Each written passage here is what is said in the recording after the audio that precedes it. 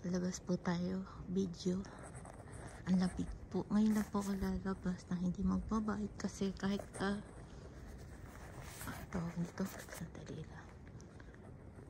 Kahit po tayo ay kasi delikado. Gusto ko mag-exercise. Hindi delikado, gusto ko mag-exercise dahil ngayon na po ako nababas ulit. Tagal kong hindi nakalabas. Kung kailan malamig. Sandali, kung kailan malamig tsaka tayo lalabas. Ayan. Safe naman po dito sa Japan.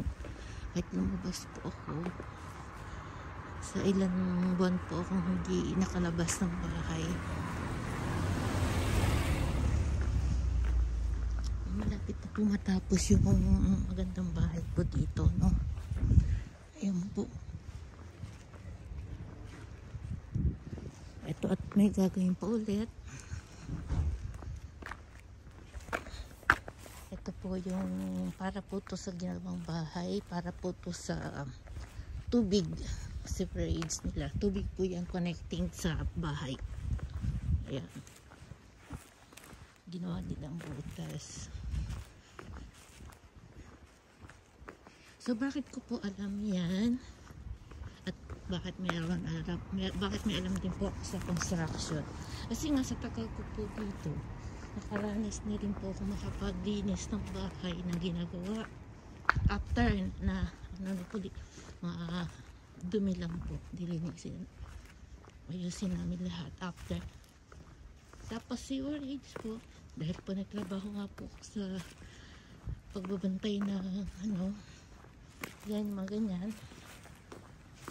Sama na rin po yun yung sa ginagawa po na sa mga bahay po, kasama na rin po yan sa work po.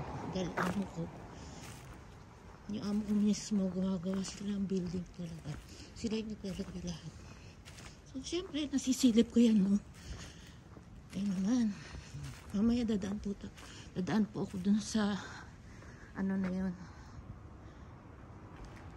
Ang hirap ibanggitin sa Japanese, no? Mamaya may gusto po akong inumin dyan, vitamins siya, masarap po siya.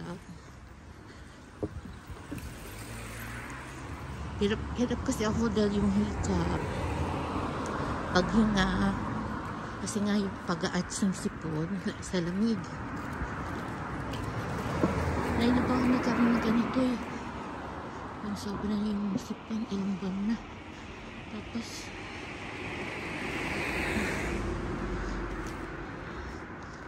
gusto ko lang po maglakad kahit wala po akong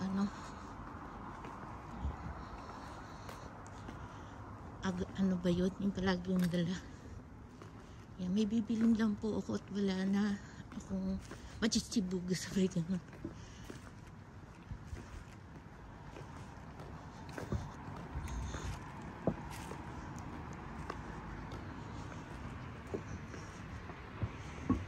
Kita nyo naman, no?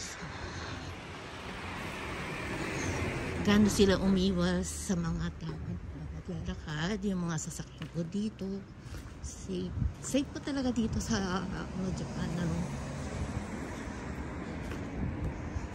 Ang kulang lang po dito, alam mo sa totoo lang. Alam ko yung mga farmers dito sa lugar ko, kasi sa dami pong lupa na nakikita ko po dito, mahilig po ako sa mga lahat, di ko na nabibidyo yun, no? Dito lang po palagi dito, nabibidyo ko sa place. Napapansin ko yung lugar na hindi na tataniman na lupa. Sayang, di ba? Laki ang lupa. Hindi kagaya ng mga ganito, ginigibay yung old na bahay, tapos tinayuan, gaya nito, dati kong na-vlog.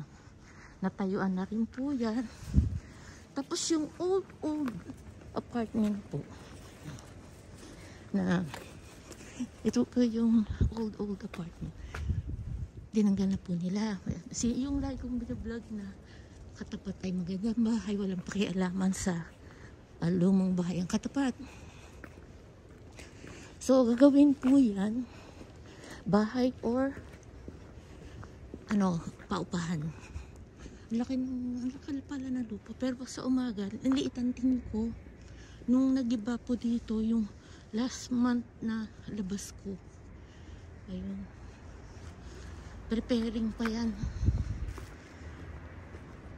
Ayan naman. Sinishare ko po sa inyo yung mga bahay po dito sa Japan. May mga lupa na maliit ang square meter. Pwede nyo po matayuan yan lang hanggang 3rd floor. 3 bedrooms na yan. 3rd floor na yan. Depende sa inyo kung gusto nyo mag 4 bedrooms. Ito lang hindi pa nagigiba yung pinaka parang ano, kung yung lumang apartment na yon, parang pinakaluma yung kaysa dito. Ewan ko, ito old apartment siya, pero yung giniba na yung pinaka old house dito sa Japan apartment.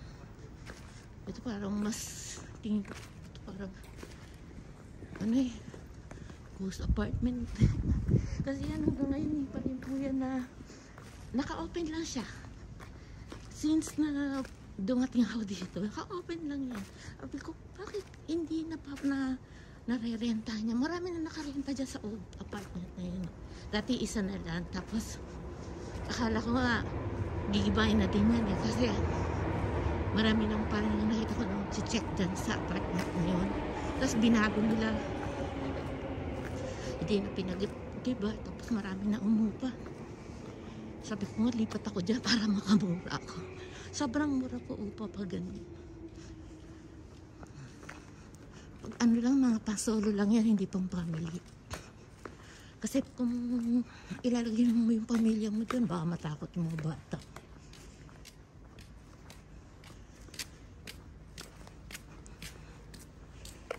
Ayan.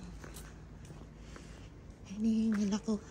Hindi ako maka-live kasi hirap ako magsalita.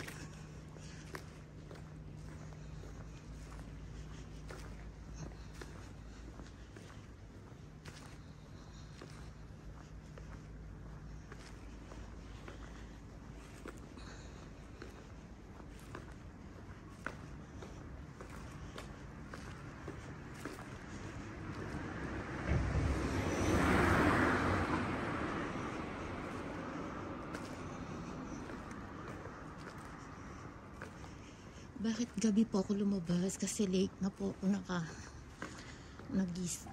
gumising. Dapat pupunta talaga ako ng general doctor. Isa general doctor ako talaga. Sabi ko bukas na lang. Kasi bukas Thursday. Sa Thursday po, holiday dyan. Mauusog ang aking check-up. Yung akin naman yung sa hospital naman, sa Monday po yun, ang schedule ko. February 3, sa Monday. Basta February 3 po, ang aking next schedule. Kaya kailangan po maging malakas. Kasi pag nanghina na naman ako, re-schedule na naman another 1 week yun. Masakit sa ulo po yung magpa-re-schedule. Kailangan ko maging malakas. Kasi nilalakad ko lang papunta dun eh. Tapos pa uwi, nag-train ako.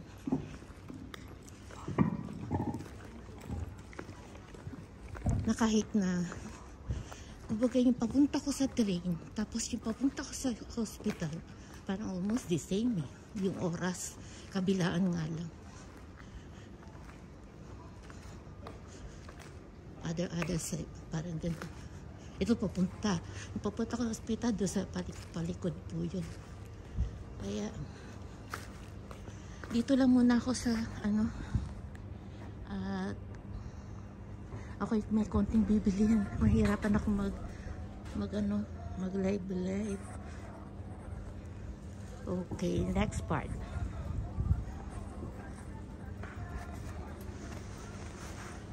Part po tayo. Sobrang na pong mahil. Yung ganitong tissue paper ang binibili ko. Ito, mas mamumura po. Nakakamura akong gagamitin sa toilet. Tsaka maganda po siya kaysa dito. Ang toilet paper talaga siya. Pero mas gusto kong gamitin to. At mura pa. Ayan. Okay, papasok po ako sa loob. Hindi naman bawal ang cellphone dito. Hindi kagaya nun. Binawal nila. Iba na po yung company nito. Okay, papasok na po ako sa loob. Ay, bawal pala. Bawal pala. Camera ang bawal. Wala naman nakalagay na cellphone. Okay. See you later again. Ito na po napamili ko. Ayan po. Sa halagang 4,300. Ito, bihira po to yung mani na ganyan dito. Bihira po dun sa grocery na yun. Sa malayo pa ako nakakabili niyan. Sa lugar ko pa dating saan ako unang nakatira. Ito, mozzarella cheese. Ito, napakaduming potato. Huwag na pindasan. Kasi mahirap po ang patatas po dito na malinis. Ayan po, garlic. Nag-iipon ako. Nag-gray na ako ng garlic para madali po magluto. At saka ng konting ito yung binili ko sa machine. Tapos yung Clorox. Ayun ako, naglalaba rin po ako dito. Pero matagal. So, napagod po ako sa makikita yung balak ko. Kala ko po konti lang mapapamili ko. Ito po yung mabigat. Ito, naglakad lang ako. Kala ko asin, cheese lang, tinapay. Tapos yung ito, at saka garlic. Wala po sa plano ko po yan. Wala sa plano ko to. Pag New Year po, dito sa Japan, ito po ang pinakaparang Chinese New Year. Tikoy po, diba? Ito, tino-toaster oven. Tapos, ito yung sauce niya. Depende sa gustong sauce. Ayan, yun.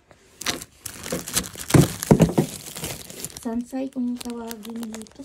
Sansay pangalan ng Ayan, matamis na mugo. Ang sarap po niyan. Ayan.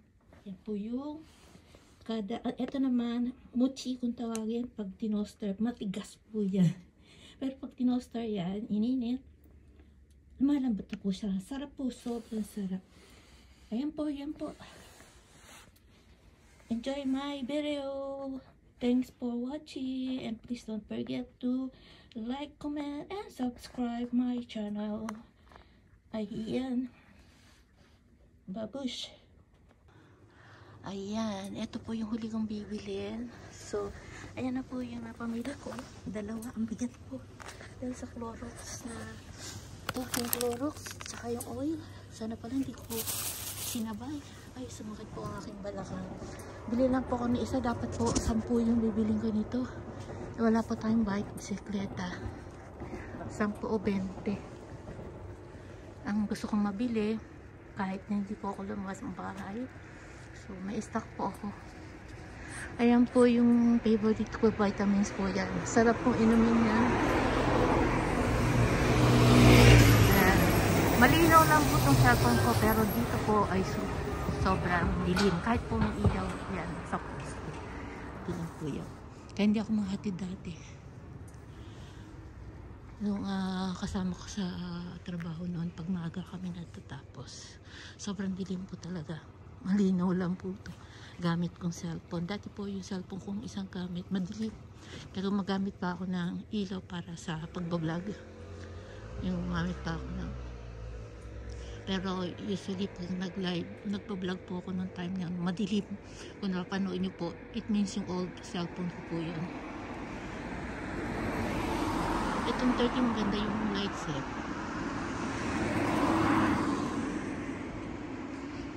Ayan naman. So, bibili lang po ako na isa lang po. Baon ko lang po yun sa makabukas. Ayan, may inumin ako. At di ko malilimutan. Okay, babush po. Ito po yung aking pang Yan ang aking pinamili. Kala ko ay makaka-budget po. Hindi po na-budget. Usually hindi po nakapag-budget para kapag namimili po ako. Kahingi na naman kay Bunso. Ayan, kulang sa budget para sa pa-check up. May binabayaran din naman po kami doon. Ayun, tsaka syempre lumalabas ako. Kailangan po ng konti. Ayan yung binibili ko sa mga inumin ko lang po. Ayun, babush. Ito lang aking pinamili. Ay, nahulog. Yung maliit na yan. Ayan, sige. Singit lang. Sinihingit ko po yung nahulog. Okay, babush.